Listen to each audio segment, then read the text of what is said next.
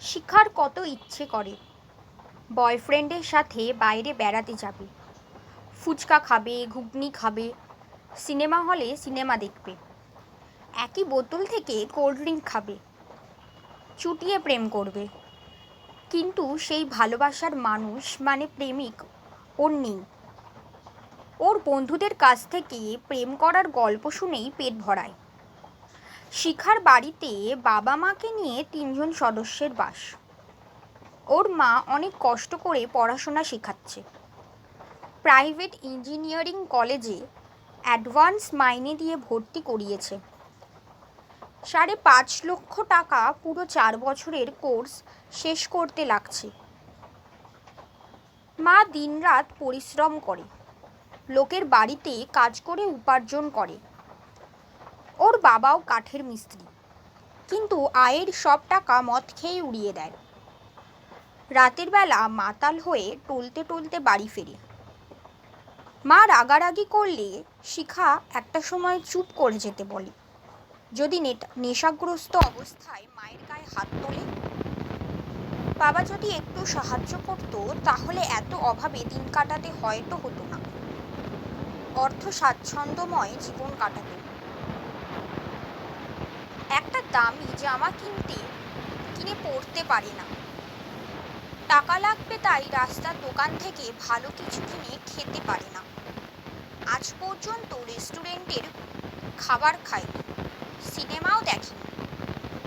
সন্ধেবেলা খিদে পেলে মা বলে মুড়ি চানাচুর খেতে। কষ্ট করে একটা স্মার্টফোন কিনে দিয়েছে বছর 2 হলো, তাও পড়াশোনা করার জন্য, না হলে সেটাও জুটতো না। সাজের জিনিস কিনে দিতে বললে বলবে, অত সেজে গুজে কি হবে, যেন রাজপুত্রের মতো জামাই এনে দেবে। শোন, এই প্রেমের চক্করে পড়বি না, এখনকার ছেলেদের শুধু খারাপ মতলব থাকে।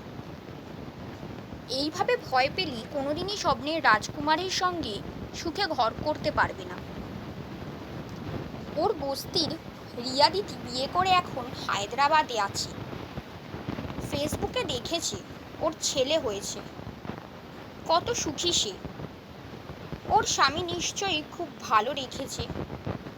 কিন্তু রিয়াও একটা সময় শিখার মতো অভাবের জীবন কাটিয়েছে। আজকে দেখো রানীর হালে রয়েছে। তোর বিয়ের সময় প্রদীপ, এই শোয়ার ঘরে একটা বিছানার আলমারি মেয়ের বাড়ির লোককে দিতে বলবো। যদি বাপের একটা মেয়ে হয় তাহলে তো আর বলতে হয় না, বাড়ি সম্পত্তি সব তুই পাবি। মায়ের জন্যে বাড়ির কাজ আর রান্না বান্না করে দিতে বিয়ে করে বউ আনবি, তারপরে নাতি নাতনি তো হবেই। মা বারবার একই কথা বলে ক্লান্ত হও না? আমি স্মার্ট, শিক্ষিতা আর চাকরি করা বউ চাই, যে আধুনিকা হবে, আমার সঙ্গে কাঁধে কাঁধ মিলিয়ে চলবে। ওই গাইয়া হ্যাবলা ক্যাবলা মেয়ে বিয়ে করে আনবো না, আমি ওই ধরনের মেয়ে পছন্দ করি না। প্রদীপের বন্ধু সায়নের বাড়িতে যেদিন গেছিল, সায়নের বোন টিয়ার বান্ধবীকে ভালো লেগে যায় ওর। কত সুন্দরী, উঁচু স্ট্যান্ডার্ড ঘরের শিক্ষিত মেয়ে দেখে মনে হচ্ছিল। ড্রেসিং সেন্স বেশ প্রশংসনীয়, মডার্ন জামা কাপড় পরেছিল, দেখে মনে হলো কোনো শপিং মলের বড় ব্র্যান্ডেড ড্রেস। ফেসবুকে টিয়ার ফ্রেন্ড লিস্টে মেয়েটার ছবি দিত, ঝাক্কাস প্রোফাইলটা দেখে মনে হলো মোটামুটি অর্থবান বাবার একমাত্র মেয়ে। তখনই ফ্রেন্ড রিকোয়েস্ট পাঠায় ওকে। ওর নাম শিখা বিশ্বাস। মেঘনা চাইতেই জল, কিন্তু ওর মতো নিম্ন মধ্যবিত্ত ছেলেকে পছন্দ হবে তো? মনে মনে ভগবানের কাছে প্রার্থনা করে যেন মেয়েটা প্রদীপকে ভালোবেসে ফেলে। সুরভি ওর কয়েকটা জামা এমনি এমনি শিখাকে দিয়ে দিল আর বলল, আমার বাবার অনেক টাকা আছে, এইবারে জন্মদিনে 3টে জামা আর 2টো জুতো কিনে দিয়েছে, তার সাথে একটা দামি স্মার্টফোনও দিয়েছে। তাই এই পুরনো জামাগুলো রেখে কি করব, আমার আর লাগবে না। তুই খুব লাকি যে আমার জামা পরতে পারছিস। প্রদীপের বাবা মুদিখানা দোকান বংশ পরম্পরায় পেয়েছে, যাই দোকান থেকে হতো তা দিয়েই পড়াশোনা শিখিয়েছেন ছেলেকে। গ্র্যাজুয়েশনের পরে বাবার সাথে মিলে দোকান সামলাতে লাগলো। মোটামুটি হেসে খেলেই চলে যাচ্ছিল ওদের, কিন্তু বছর দুয়েক আগে বাবা মারা যাবার পরে প্রদীপ মা, সংসার আর দোকান একাই সামলেছে। কিন্তু তাও সে আকাশ ছোঁয়া স্বপ্ন দেখে যে একদিন সে খুব ধনী ব্যবসায়ী হবে। শিখা প্রথম প্রদীপকে দেখেছিল টিয়ার বাড়িতে, খুব সম্ভবত দাদার বন্ধু। সুরভির দেওয়া জামা পরে গেছিল সে, দারুণ দেখাচ্ছিল ওকে। সেদিন মুগ্ধের মতো হাঁ করে শিখার দিকে তাকিয়েছিল প্রদীপ। মুহূর্তটা মনে পড়লে ওর মনের ময়ূর পেখম তুলে নাচে। ছেলেটা খুব বড় লোক না হলেও এই রকম বস্তিতে থাকে না। একতলা পাকা বাড়ি আছে, নিজের দোকানে বসেও ছবি তুলেছে। একে স্বামী হিসাবে পেলে কত ভালো হয়। প্রদীপের সাথে একদিন দেখা করলো। ও শিখাকে পছন্দের ফুচকা, আইসক্রিম আর বিরিয়ানি খাওয়ালো। তার পরিবর্তে উপহারে শিখা ওর পছন্দের একটা শার্ট কিনে দিল। আমি চাকরি পেলে এর থেকে দামি গিফট একদিন কিনে দেব। আজ এই সামান্য দামের উপহারই দিতে পারবো। তুমি প্লিজ কিছু মনে করো না, এটা নিলে আমি খুব খুশি হব। আমার জমানো পয়সায় কিনে দিলাম। মা পরিশ্রম করে রোজগার করে, তাই একসাথে অনেকগুলো পয়সা খরচ করলে বকাবকি করে। কিন্তু কেন কেন আবার?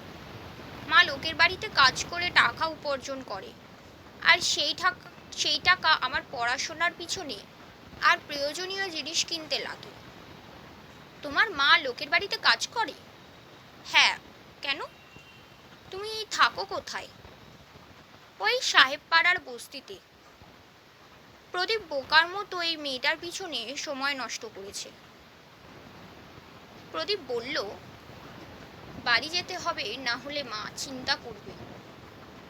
প্রদীপ চলে গেল। শিখা আজ ওর সঙ্গে খুব ভালো ঘুরেছে। সত্যিটা জানার পরে প্রদীপ কথা বলা বন্ধ করে দেয়, ফেসবুকে আনফলো করে দেয়, হোয়াটসঅ্যাপে নম্বর ব্লক করে দিয়েছে। শিখা বুঝতে পারে ও বস্তির মেয়ে বলে, আর মা বাবার অগাধ সম্পত্তি নেই, তাই ওকে ছেড়ে দিল। এখনকার ছেলেরা শুধু ধান্দাবাজ হয়, কাউকে ভালোবাসতে জানে না। এক মাস পরে কলেজ থেকে বেরিয়ে দেখি প্রদীপ গেটের সামনে দাঁড়িয়ে আছে। ইগনোর করে পাশ কাটিয়ে চলে যাচ্ছিল ওর হাতটা প্রদীপ ধরে বলল, আমায় ক্ষমা করে দাও।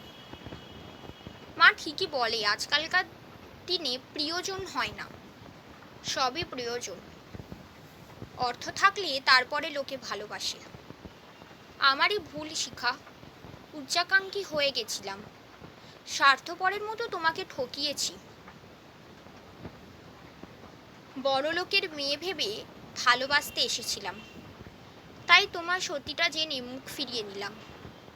কিন্তু তোমার দেওয়া শার্টটা দেখে বুঝতে পারি তুমি আমাকে সত্যিই পছন্দ করো। তাই আজকে তোমার দেওয়া উপহার আমার কাছে খুব প্রিয় একটা জিনিস। মিষ্টি মিষ্টি কথা বলে মন পাবে না, সরে যাও সামনে থেকে। প্রদীপ হাঁটু গেড়ে বসে পড়ে আর বলে, I love you Shikha, please ক্ষমা করে দাও। রাস্তার মাঝে সবার সামনে অসভ্যতামি করবে না, লোকে দেখছে, দেখুক। তুমি ক্ষমা না করলে আমি কোথাও যাব না, যা ইচ্ছে তাই করো। আমি চললাম। রাগ না ভাঙা পর্যন্ত আমি তোমার পিছন ছাড়ব না। Road side Romeo. Sorry sorry sorry.